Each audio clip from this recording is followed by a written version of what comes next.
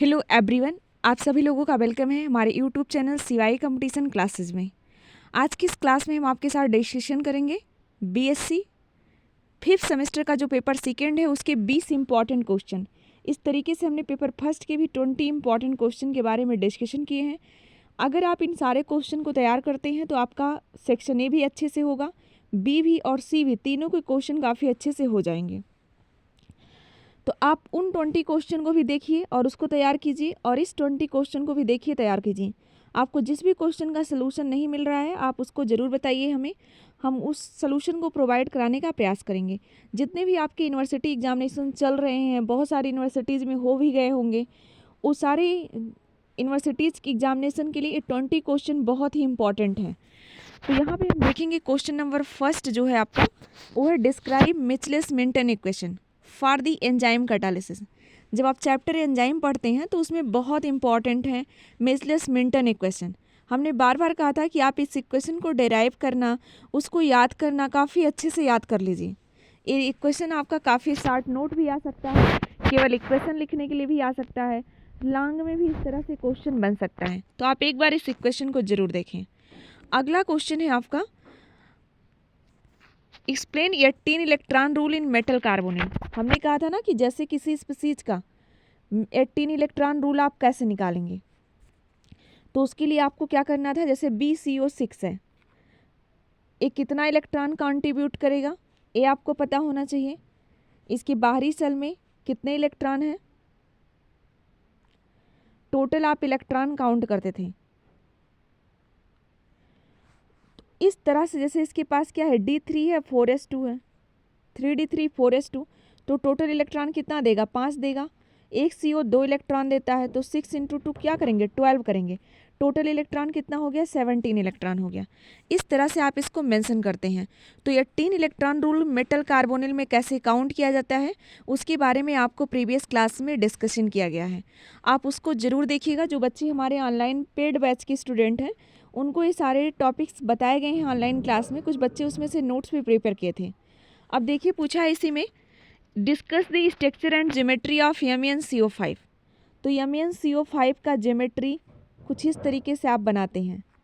MnCO5 है, इसी तरीके से FeCN6 ऑक्टाहेड्रल टाइप का स्ट्रक्चर आपका यहाँ पे ड्रा होता है कि FeCN6 आप कैसे बनाएंगे, किस किस तरह से आप इसके स्ट्रक्चर्स को शो करेंगे।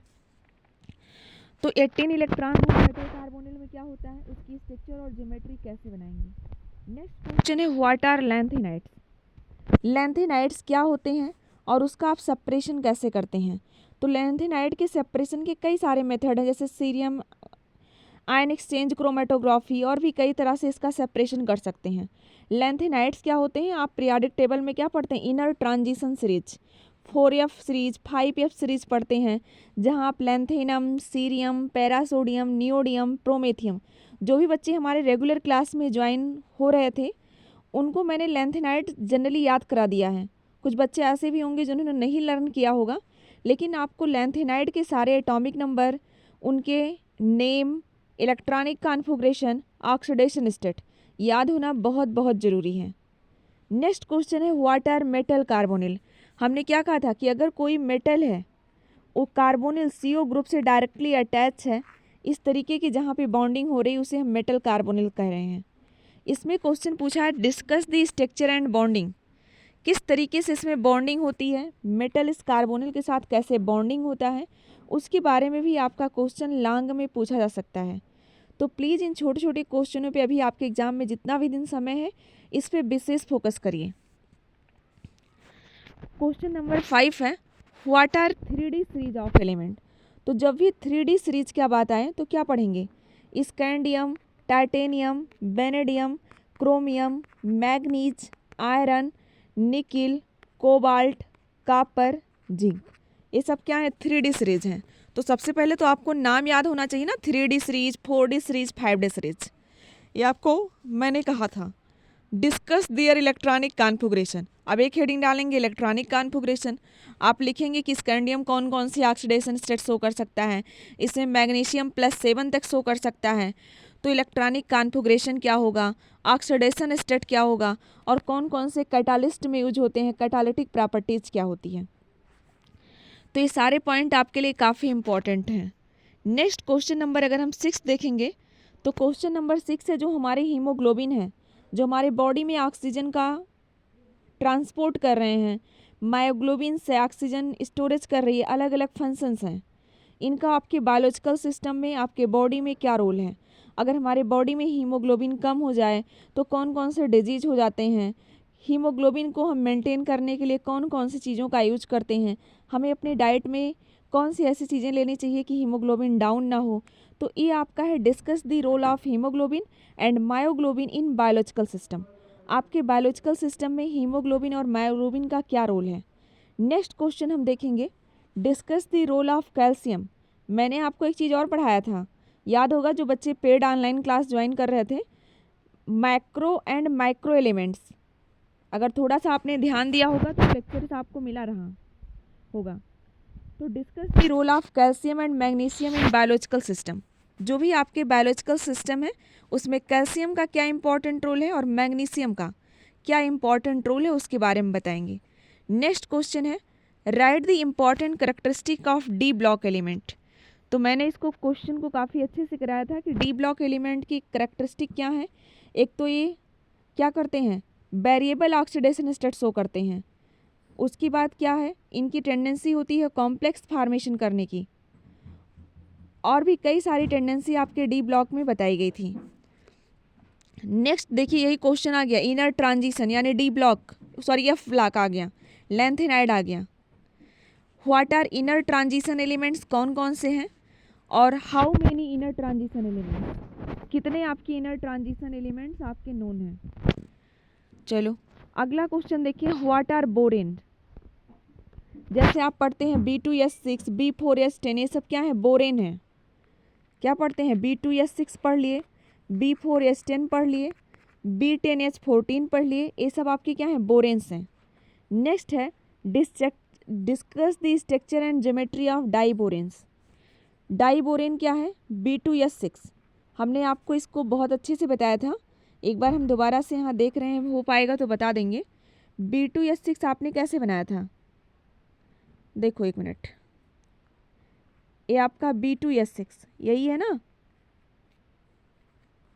अब इसमें क्या था, 2 हाइड्रोजन तो ऐसे थे जो ब्रिज बना रहे थे, 4 हाइड्रोजन ऐसे थे टर्मिनल थे, 1 हाइड्रोजन एबव द प्लेन, दूसरा hydrogen below the plane, D2H इसमें पॉइंट ग्रुप। तो अलग अलग तरीके से इसकी डाइबोरेन की प्रॉपर्टीज़ हैं, बॉन्ड एंगल, बॉन्ड ऑर्डर, ये सारी चीज़ें आप इसमें लिखेंगे। आपको स्ट्रक्चर पता होना चाहिए, ज्योमेट्री पता होना चाहिए, 3 सेंटर 2 इलेक्ट्रॉन बॉन्डिंग पाया जाता है इसमें, बनाना बॉन्ड पाया जाता है, ये सब आपके डाइबोरेन की प्रॉपर्टीज़ हैं।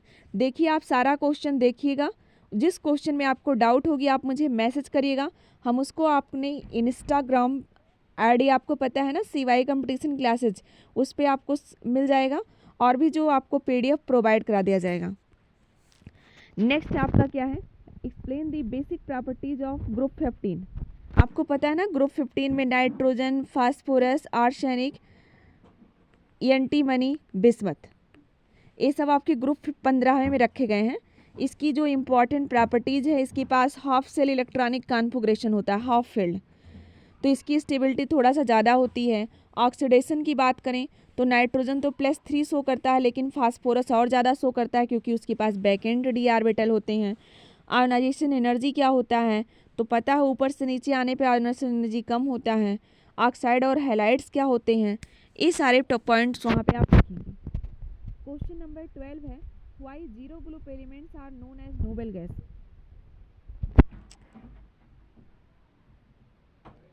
जो भी हमारे जीरो ग्रुप एलिमेंट्स हैं उसे हम नोबेल गैस क्यों कह रहे हैं।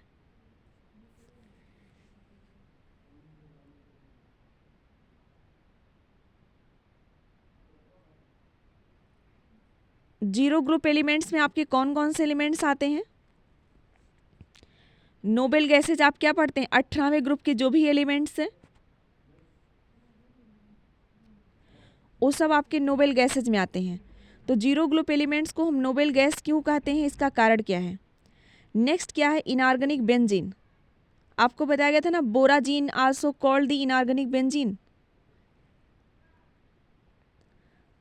इनऑर्गेनिक बेंजीन क्या है, बोराजीन। B3N3S6 इस तरीके से। क्वेश्चन नंबर 14 क्या है? Which element has highest oxidation state in 4D series? देखो यहाँ पे 3D की बात नहीं कर रहे हैं, 4D की सीरीज की बात कर रहे हैं, जिसमें आपका स्कैंडियम के नीचे वाली जो सीरीज है, एट्रिवियम जिसमें है, तो जो भी आपकी group second element 4D series में कौन सा ऐसा एलिमेंट है जिसकी ऑक्सीडेशन स्टेट क्या है, सबसे ज़्यादा है। नेक्स्ट क्वेश्चन है, एक्सप्लेन लैंथेनाइड कॉन्ट्रैक्शन। जो लैंथेनाइड कॉन्ट्रैक्शन है इसका क्या कारण है, क्यों लैंथेनाइड कॉन्ट्रैक्शन होता है। अब हम अगला क्वेश्चन देखते हैं, why transition elements are generally used as catalyst. जो हमारे ट्रांजिशन एलिमेंट्स हैं उसका हम कैटालिस्ट में क्यों यूज करते हैं। जैसे आपका निकिल एज ए कैटालिस्ट में यूज करते हैं, मोलिब्डेनम एज ए कैटालिस्ट में यूज करते हैं, कई सारे ऐसे आपके डी ब्लॉक ट्रांजिशन एलिमेंट्स हैं जिसका हम क्या करते हैं, कैटालिस्ट में यूज करते हैं। इसका कारण क्या है। क्वेश्चन नंबर 17 हम देखेंगे, why zirconium and hafnium are similar properties. कारण क्या है कि जिरकोनियम और हाफनियम की प्रॉपर्टीज क्या है, सिमिलर हैं। क्वेश्चन नंबर 18 देखेंगे, explain diagonal relationship. Diagonal relationship क्या है, इसको एक्सप्लेन करिए। तो कल मैंने आपको एक लेक्चर भेजा था ना यस ब्लॉक में, यसी ब्लॉक में जनरली इसको दिया गया है कि डायगोनल रिलेशनशिप। क्वेश्चन नंबर 19 है, list 4 oxo acid of sulphur. Sulphur के कौन से ऑक्सो एसिड हैं, फास्फोरस के कौन से हैं। जैसे S3PO4 हो गया, S3PO3 हो गया, ये सब फास्फोरस के ऑक्सो एसिड हैं। तो list 4 oxo acid of sulphur and phosphorus in different oxidation state, give the basicity and structure also. आप उसकी बेसिसिटी बताइए और स्ट्रक्चर्स बताइए। नेक्स्ट क्वेश्चन है, राइट शार्ट नोट ऑन। अब देखिए कितना लंबा मैंने शार्ट नोट लिया है। नाइट्रोजन फिक्सेशन पता होना चाहिए, बायोलॉजी वाले बच्चे हो सकता जानते हो। Biological role of alkali and alkaline earth metals, इनका रोल्स क्या है, बायोलॉजिकल रोल क्या है। Next benzil benzilic acid rearrangement, YouTube पे मैंने अभी जस्ट लेक्चर इसका अपलोड किया है, काफ़ी अच्छे से डिफिनीशन पढ़िए, एक दो एग्जाम्पल्स पढ़िए, हो जाएगा। डेमजेनो रीअरेंजमेंट हो सकता है सबको तैयार हो, बताया गया है। Benzil benzilic sorry Baeyer Villiger oxidation अथवा बेयर ब्लीजर रीअरेंजमेंट, इसको बताया गया है।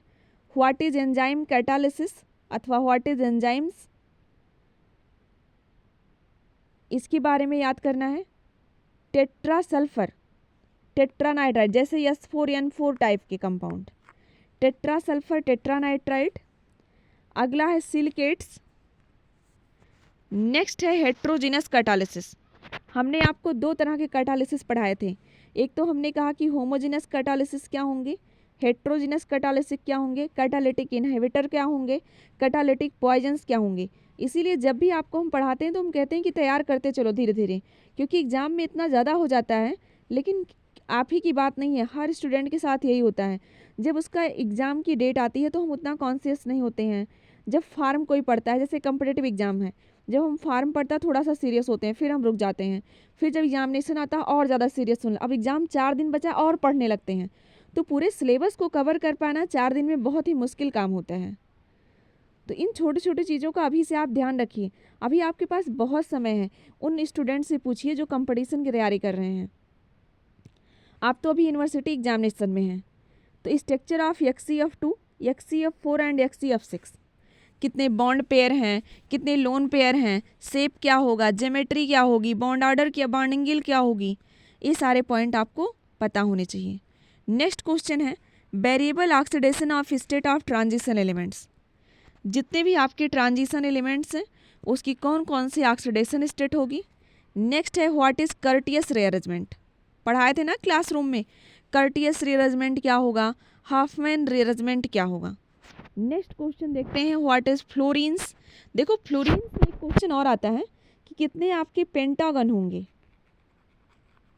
तो 12 आपके पेंटागन होते हैं, और जब हेक्सागन निकालना होता है तो क्या करते हैं, n जितने नंबर्स होते हैं उसको 10 से डिवाइड करके फिर 10 कर देते हैं, इस तरीके। सॉरी, फ्लोरीन होगा फिर कार्बाइड होगा, इतने क्वेश्चन आप काफ़ी अच्छे से तैयार करें। बचे बचाए क्वेश्चन को सरसरी निगाहों से देखना ना भूलें। तो ये 20 क्वेश्चन आपके लिए काफ़ी इंपॉर्टेंट है। आप इस क्वेश्चन को नोट करें। जिस क्वेश्चन में आपको डाउट हो रही है उस क्वेश्चन के बारे में हमें ज़रूर बताएं। अब हम मिलेंगे आपसे नेक्स्ट लेक्चर के साथ। Thanks to all of you joining us our session. अपने सभी दोस्तों में इस लेक्चर को ज़्यादा से ज़्यादा शेयर जरूर करें, जिससे सारे बच्चे इस क्लास का बेनिफिट ले सकें।